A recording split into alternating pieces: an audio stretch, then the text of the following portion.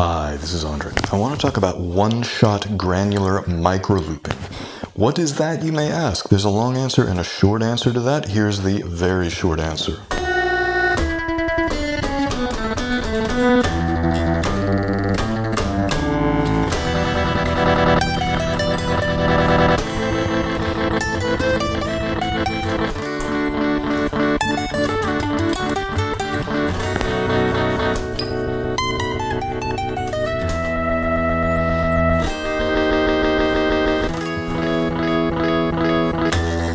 So what's going on here is that we have extremely short loop lengths that are being defined by how long you hold down the record pedal.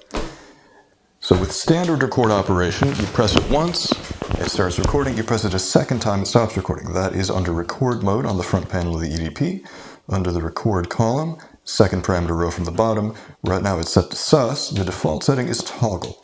So you press it once, you start recording, press it a second time, you stop recording. And your loop length is defined by 2 button presses. When you have record mode set to sus, on the other hand, it's defined by a single button press and it's defined by how long you hold the button down for. So it could be a long time. You know, I could do something like this.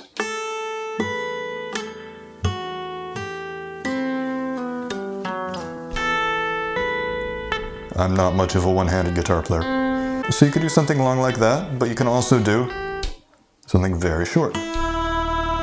If you just tap the button, then you can get loops that are just a few milliseconds long. I'm going to use the foot pedal so that I can at least give myself 2 hands to play with.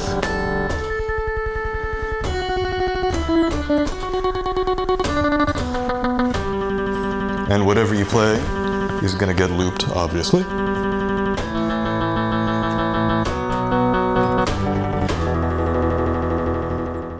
So I've talked a lot in the past about different kinds of granular functions, and we've touched on the idea of micro-looping, which is kind of a controversial subject because not a lot of people like the term or agree on what it means. But generally when it's used, my understanding is that you're talking about very short loop lengths and or looping devices that split the audio into very, very tiny fragments. The idea of one shot is a little different from some of the other stuff we've done. So this is more my usual kind of granular wheelhouse. You know, this kind of thing. But this is not one shot, because I'm not hitting one button, I'm hitting a bunch of buttons in rapid succession. Whereas the idea of this particular technique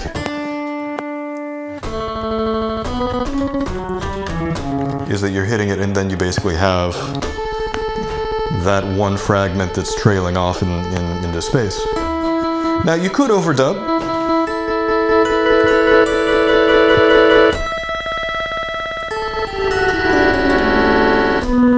There's no law that says you can't overdub with this kind of thing, but the way that a lot of it tends to get used, from what I've heard, is more of this kind of thing. Where you're basically recording a brand new loop several times in a row. It doesn't have to be every note, it could be something like...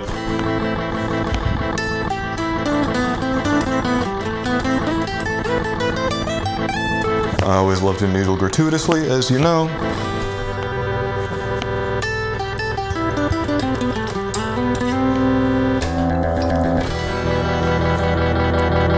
That kind of thing. Or, you know, you could have something a little more subtle hovering in the distance, and then do whatever you want to there.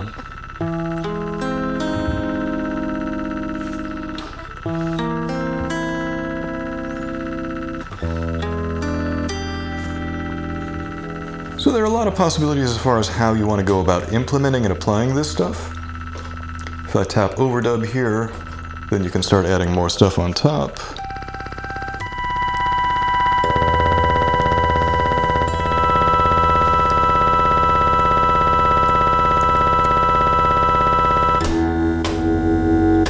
And if you leave overdub open, you can get some cool kind of resonator effects because you're recording something new from scratch. But then as soon as you release the button, you're overdubbing. So we've talked a little bit about getting these kind of resonant loops where the length is so short that it actually produces an audible pitch or a frequency. But if you have this kind of thing, then you can basically start a new loop from scratch with that kind of effect.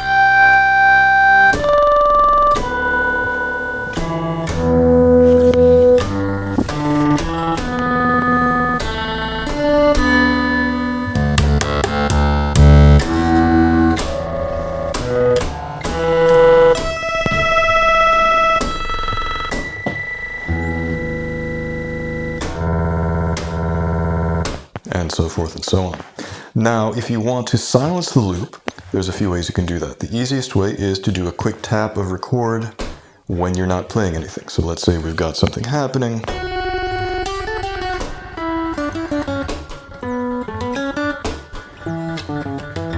And as you can see, it can be a little tricky, partially because I'm not very good at this kind of thing. And also because if you have like a tone like I have that has a bit of reverb, then it can be hard to get that tail from coming out.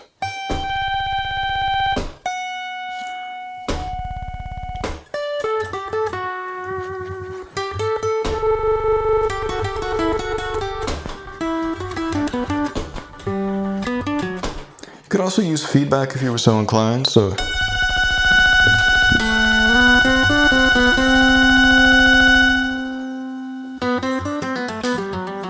and bring it out that way. You could also set feedback to an intermediate value. Right now it's up all the way. Let's set it to just shy of 100%. Let's try 126. So that means that it's going to fade out eventually. And when the loops are this short, it's going to fade out sooner than later. So let's see how that sounds. Yeah, there it goes. Get that steel drum kind of ring mod sound happening.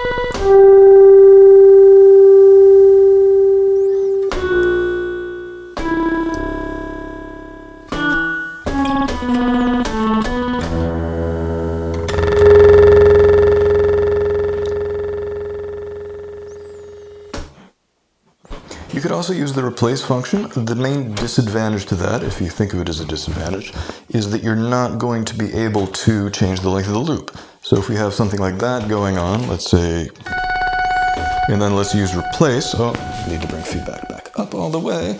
Let's do that again. Well, yeah, so let's do that again. And then if we use replace, that will silence it.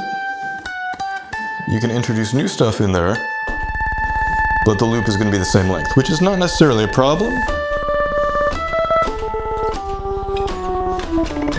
You can hear how it has a more consistent sound from one loop to the next, because the loop length is staying exactly the same. Whereas if I do something like that with sus record,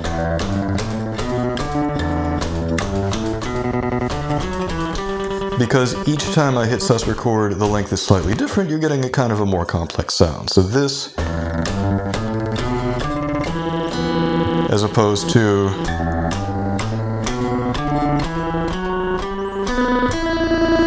there's a lot more uniformity of the sound going on there because we're using the exact same loop length and we're just using replace to create new layers on top.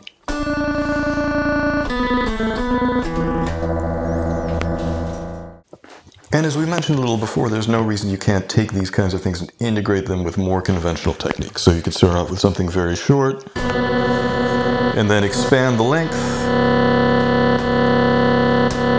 and then add on top of that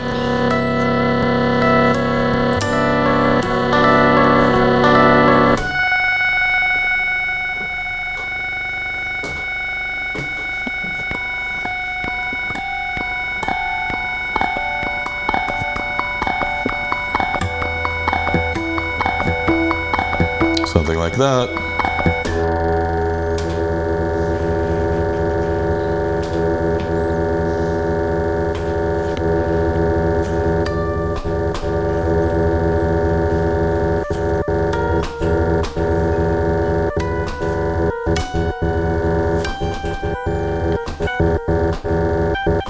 Now let's talk about the difference between this as opposed to sus unrounded multiply, because sus unrounded multiply is something I do a lot. Sus unrounded multiply is redefining the length of the loop, so this kind of thing. And of course, if you just tap it, then you get a really short loop. Now the main thing that's different here is that you're not overwriting the content of the loop when you do that. You're resetting the length of the loop But you can hear if I'm playing more stuff on top, then it progressively gets more and more dense because we're not getting rid of the stuff that we previously had. So if I do one of those like glitch Black Sabbath things,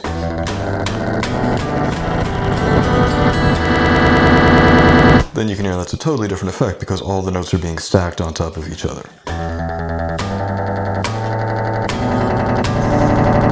Because even though we're redefining the length of the loop, we're not getting rid of any of the previous layers. Whereas if we use the sus record function, each time we press it again, we're starting over from scratch. We're beginning a completely new loop,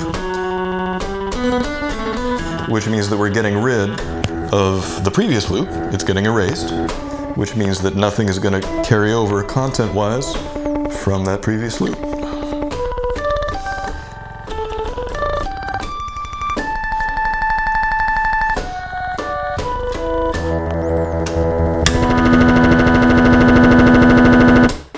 So, a crash course in one-shot granular micro looping. Thank you so much for tuning in. I'll talk to you soon. Bye-bye.